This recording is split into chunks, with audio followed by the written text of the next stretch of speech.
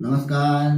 गायत्री ज्योतिष केंद्र में आप सभी लोगों का स्वागत है। आप लोगों के लिए हमेशा ही ज्योतिष शास्त्र से जुड़ी महत्वपूर्ण जानकारी के एपिसोड हम समय समय पर प्रसारित करते रहते हैं। ज्योतिष शास्त्र से जुड़ी हुई हर प्रकार की जानकारी हम आप लोगों के लिए लेकर आते हैं। जानकारी ऐसी कि जिस पर यदि आप अमल करते हैं तो उसका प्रतिफल आप अवश्य किसी न किसी रूप में देखते ही देखते हैं।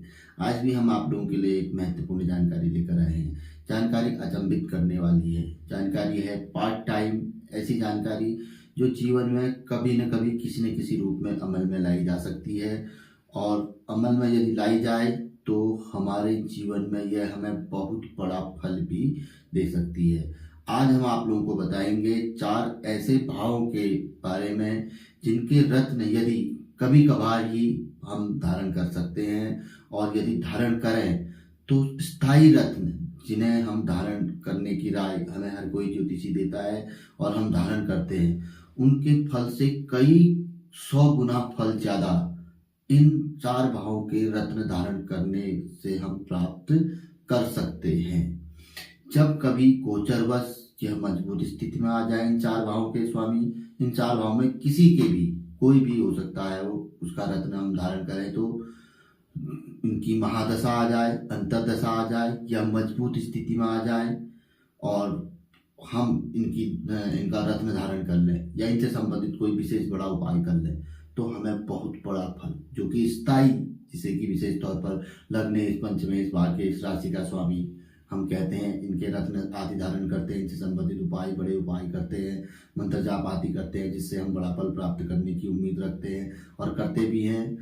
तो उनकी जगह यदि हम इनका भी कभी करें, जब इनकी महादशा चल रही हो, गोचर वश से बहुत अच्छी स्थिति में आ गए हों, या कभी बहुत अच्छी युति बना रहे हों अपने मित्र ग्रह के साथ, तो ऐसी स्थिति जन्म कुंडली में बनती है। तो उस समय पे हम करें तो हमें बड़ी उन्नति मिलती है, बड़ा अच्छा नया मार्ग मिलता है, आय के बड़े नए स्रोत खुलते हैं। और विशेष तौर पर जिन लोगों का आय व्यय का प्रतिदिन का कार्य रहता है, पैसे का या किसी ऐसी चीज़ों का कि मतलब लेन देन का, लाभ हानि का, तो उन लोगों के लिए, राजनीति है, शेयर मार्केट है, ट्रेडिंग है, व्यवसाय है ना, इन लोगों के लिए तो ये बहुत ही जबरदस्त ये 4 भावों के स्वामी के रत्न माने जाते हैं। तो बात करते हैं 4 भाव है कौन से। तो पहला बताया गया है तीसरा भाव। तीसरा भाव पराक्रम भाव है। पराक्रम भाव यानी कि हिम्मत का भाव, वैसे सहज भाव कहा गया है, भाई बंधुओं का भाव कहा गया है, अपना भाव कहा गया है, अपनों का भाव कहा गया है, मजबूती का भाव कहा गया है, मजबूत करने वाला भाव कहा गया है। तो इस भाव का स्वामी कभी इसकी महादशा चल रही हो, अच्छी स्थिति में आया हो, गोचर में भी कहीं उच्च का बैठा हुआ हो, मित्र के घर में बैठा हुआ हो, ठीक ठाक स्थिति में हो, और दशा भी ठीक चल रही हो, या अंतरदशा में भी मित्र की अंतरदशा में आया हो, इसका रत्न अगर ठीक स्थिति में धारण किया गया हो तो ये बहुत बड़ा फल, स्थायी यानी कि भाग्य से भी बड़ा फल, पंचमेश से भी बड़ा फल, लग्नेश से भी बड़ा फल, राशि के स्वामी से भी बड़ा फल, जो कारक है हमारा महत्वपूर्ण ग्रह, उससे भी बड़ा फल देने की क्षमता रख सकता है अपने अवधि में। भले ही उसके बाद उतार दिया, दोबारा भी मौका मिलेगा, उस समय पे धारण कर लिया, ऐसा किया जा सकता है। ये वो लोग कर सकते हैं कि जो थोड़ा सक्षम हो, या वो लोग कर सकते हैं जो जिज्ञासु हो ज्योतिष के प्रति, जिन्हें इससे लाभ चाहिए हो, जिन्हें पता हो इसकी मतलब महिमा, इसकी गाथा कि क्या है ज्योतिष शास्त्र, ये क्या कर सकता है, जो विश्वास करता हो। अब जिसकी दिनचर्या चल रही है डरने पे, भाई जो विश्वास नहीं करता, भाई चल रहा है, भाई हमें कर्म करना है, करते जा रहे हैं, भाई हमारा जीवन चल रहा है, जीवन ऐसे ही चलता है। एक ये होता है कि भाई यार जीवन मिला हुआ है, हम इसमें एक प्रैक्टिकल है, हम कर सकते हैं, बहुत कुछ कर सकते हैं, जब हमने मेहनत की भी किया तो यहाँ पहुँचे हैं, तो कुछ अन्य चीज़ें करेंगे तो कुछ और चीज़ें भी होंगी। लोगों ने किया है, वैज्ञानिक कर रहे हैं, कई चीज़ें हैं लोग कर रहे हैं, तो ये ज्योतिष भी एक विज्ञान है, किया जा सकता है, ऐसे प्रैक्टिकल है, ये उपाय बताए गए हैं, बनाए गए हैं, तो इनको करके होता है, लोग कर रहे हैं, सदियों से करते आ रहे हैं, कर रहे हैं, करते रहेंगे, तो ये चीज़ें माननी पड़ती है। तीसरे भाव का स्वामी को की स्थिति अगर मजबूत हो, जन्म कुंडली में ठीक ठाक स्थिति में हो, महादशा आदि सब कुछ ठीक ठाक हो, अपने किसी अच्छी ज्योतिषी से अगर राय मशुरा की जाए तो उसके स्वामी का अगर ठीक ठाक हो, भले वो कहीं खराब स्थानों में भी बैठा हुआ हो, लेकिन गोचर में ठीक ठाक स्थिति में आया गया हो, तो उसमें करत्ती बाहर का थोड़ा चयन ठीक तरीके से किया जाए और सही तरीके से पहना जाए, पहले कुछ परीक्षण किया जाए तो लाभ मिल सकता है अवश्य ही। पहले कुछ अन्य परीक्षण करके तो चमत्कारिक प्रतिफल मिल सकता है। कुछ बड़ी बाधा से अगर व्यक्ति नहीं निकल पा रहा हो, अन्य रत्न सब फेल हो गए हो, तो लाभ लिया जा सकता है और लाभ मिलेगा अवश्य ही। जब कहीं से कोई मार्ग नहीं खुल रहा है तो ये मार्ग खोलने वाले ग्रह माने जा सकते हैं, भाव माने जा सकते हैं। अगला भाव है चतुर्थ भाव। चतुर्थ भाव के स्वामी के लिए भी, के रत्न के लिए भी मनाही की जाती है। कोई भी ज्योतिषी एकदम से राय नहीं देता है।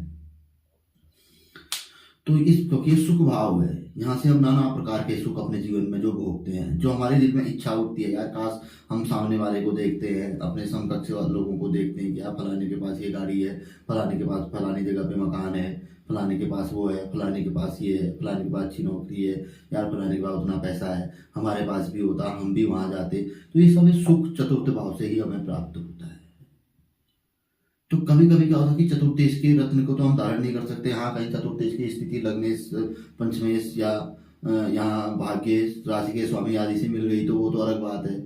तो वहां पर को तो वो चीजें हमें धीरे धीरे किसी न किसी रूप में, ज्यादा नहीं मिलेंगे तो कम रूप में अवश्य प्राप्त होंगी। हमारा मन कहीं ना कहीं संतुष्ट प्राप्त कर ही लेगा, लेकिन पूर्ण संतुष्टि प्राप्त नहीं करेगा। पूर्ण संतुष्टि तब प्राप्त करेगा जब चतुर्देश पूर्ण बली रूप में हो और किसी न किसी तरीके से पूर्ण बलवान हो। तो भी मतलब रहते हैं, मन संतुष्ट तब भी नहीं रहता है, मन कभी मतलब रहता भरता नहीं है।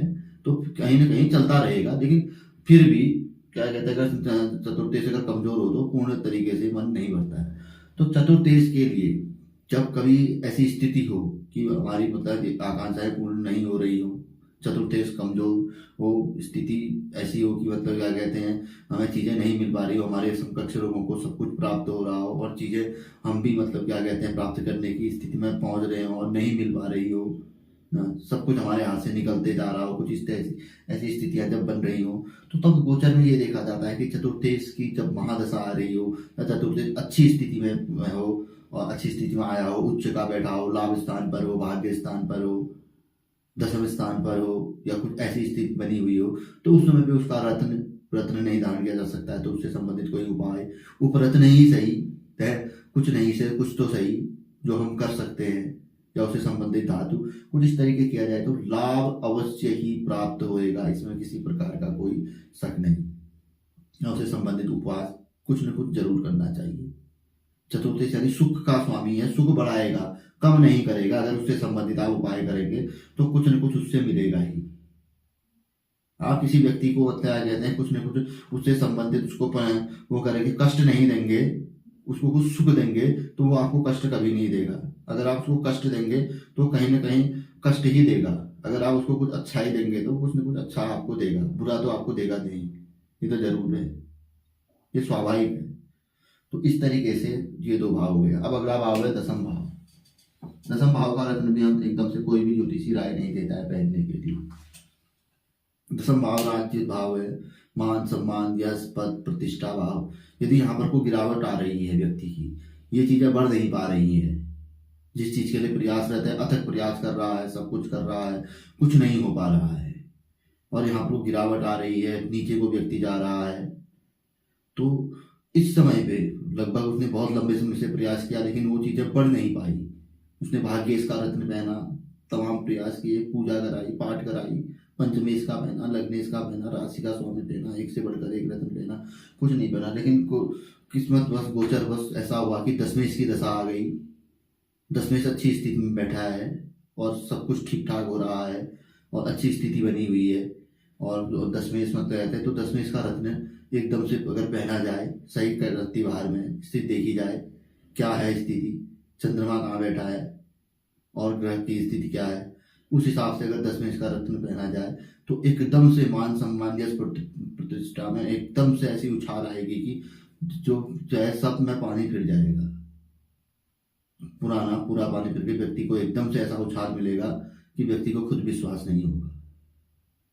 तो ऐसा भी रत्न करते हैं, ऐसा भी अन्य उपाय भी करते हैं। जरूरी नहीं है कि रत्न ही करते हैं, अन्य उपाय यदि हम कर पाए तो निरंतर तौर पर मंत्र जाप, अन्य चीजें ग्रहों से संबंधित वो चीजें भी करती है। अन्य टोने टोटके भी होते हैं, टोने टोटके उपाय भी होते हैं, वो चीजें भी करते हैं।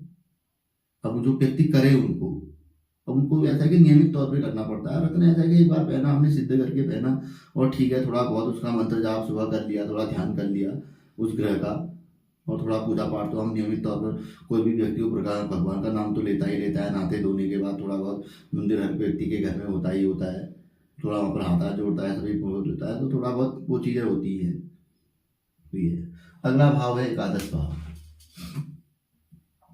एकादश भाव लाभ भाव। इस भाव के रत्न के बारे में भी कोई ज्योतिषी राय नहीं देता है। तो एकादश भाव लाभ भाव, इस भाव की भी स्थिति जब अच्छी बन रही हो, इसकी महादशा चल रही हो, अंतरदशा चल रही हो, या ये बहुत अच्छी स्थिति में आया हो, अपने ही घर में बैठा हो, दसम भाव में बैठा हो, भाग्य में बैठा हो, पंचम में बैठा हो, चतुर्थ में बैठा हो, पंचम में बैठा हो, ठीक ठाक स्थिति में बैठा हो, मित्र के घर में बैठा हो, योग कारक बना हुआ हो, ना कोई अच्छी युति बनी हुई हो, ठीक ठाक स्थिति में बना हो, तो इसका रत्न पहना जाए तो वो अवधि ऐसी रहती है कि पिछले 20-30 साल में जो नहीं मिला हुआ हो, पूरी रिकवरी ब्याज सहित, चक्रवृद्धि ब्याज सहित सब कुछ दे जाएगा सूद समेत, जो कि आने वाले पिछले 20-30 सालों पहले न जो मिला था ना, जो आने वाले 20-30 साल बाद मिलेगा, एक साथ ही दे जाएगा। तो ताकि वो मतलब क्या कहते हैं, व्यक्ति उसको मैनेज करते रहेगा, वो कल्पना ही नहीं करेगा कि आने वाले 20-30 साल तक का पूरा ही उसको दे जाता है, जो कि धीरे धीरे मिलते आगे को आदमी अपने फिर उससे करते रहता है। यही चीज़ें प्राप्त हो जाती है, ऐसा देखने में आया है। लोग करते हैं, लोग पहनते हैं, हमारे पास इतने कंसल्टेशन आते हैं तो हम उनसे भी यही चीज़ें सीखते हैं। तो ये तो सीखने की चीज़ें हैं। कई चीज़ें तो ज्योतिष तो एक ऐसी चीज़ है कि भाई ज्योतिष तो एक समंदर है जो कि कभी पूरा नहीं हो सकता। कोई व्यक्ति पूर्ण इसमें मतलब कहते हैं विद्वान नहीं बन सकता है। तो ये चीज़ें तो हम दूसरों से भी सीखते हैं। लोग आधार जगत पत्रिका दिखाते हैं, हमें भी दिखाते हैं, लोग इंटरेस्टेड होते हैं, तो किसी ने कुछ बताया उनको, किसी ने कुछ बताया, किसी ने कुछ बताया, तो हमें भी बताते हैं कि भाई ऐसा ऐसा उन गुरु जी ने बताया। एक से बढ़कर एक विद्वान गुरु जी से वो दिखाते हैं, किसी की कैसी कला, किसी की कैसी कला, कुछ चीज़ें हम भी सीखते हैं। तो ये चीज़ें हैं, तो ये चीज़ें हम आप लोगों को भी बताते हैं। तो ये चीज़ें रहती है, तो करके देखिए, कभी अच्छी गुरुजियों से दिखाइए। अगर आपको इन चीज़ों में इंटरेस्ट है तो इंटरेस्ट लेना चाहिए। देखो कितना पैसा कहाँ चला जाता है, कितना कहाँ चला जाता है, कभी कहीं पर, कभी कहीं पर। ये चीज़ें हमें फ़ायदा दे जाती हैं, और ऐसा फ़ायदा दे जाती हैं जो कि अन्य जगह से हम वो फ़ायदा कभी ले ही नहीं सकते हैं, किसी भी प्रकार से नहीं। हम कुछ भी कर लें, कितने ही हाथ पाँव हम मार लें। तो कुल मिला के जानकारी आपको कैसी लगी ये जरूर हमें बताइएगा। जानकारी पसंद आए तो जरूर पहले स्वयं पे अमल करिए। कुछ इस तरह की स्थितियाँ बनती हैं, या इससे पूर्व की कई ऐसे एपिसोड हैं, आगे को भी हम कुछ ऐसे एपिसोड आप लोगों को लाते रहेंगे, वो बनती हैं। तो स्वयं पे अमल करिए। रत्न पहनना चाहें रत्न पहनिए, उपाय करना चाहें उपाय करिए। उपाय भी कई प्रकार के हमारे हैं, तो यूट्यूब पे आपको सब मिलेंगे गायत्री ज्योतिष केंद्र के। तो उन उपायों को करिए। आप उपाय को टाइप करेंगे तो मिल जाएंगे, उन उपायों को करिए और लाभ लीजिए। कुछ नहीं तो मैं आपको वैसे ही बता देता हूँ, 3, सवा 3 महीने, 6 महीने में आपको इसका रिजल्ट अवश्य ही देखने में आएगा। पहले ही देखने में आ जाएगा, कुछ न कुछ 3-5 लगना शुरू हो जाएगा। तो जानकारी पसंद आए तो जरूर आगे बढ़ाकर शेयर कर सकते हैं। अगर आपको लगता हो, वीडियो को लाइक कर सकते हैं। नए लोगों से आग्रह रहता है गायत्री ज्योतिष केंद्र के साथ जुड़ें, चैनल को सब्सक्राइब करें, बेल आइकन अवश्य ही दबाइए। तो मिलेंगे ऐसी किसी बहुत अच्छी जानकारी के एपिसोड के साथ अगले वीडियो में। तब तक के लिए नमस्कार। जय श्री राम, जय श्री कृष्णा, ओम नमः शिवाय।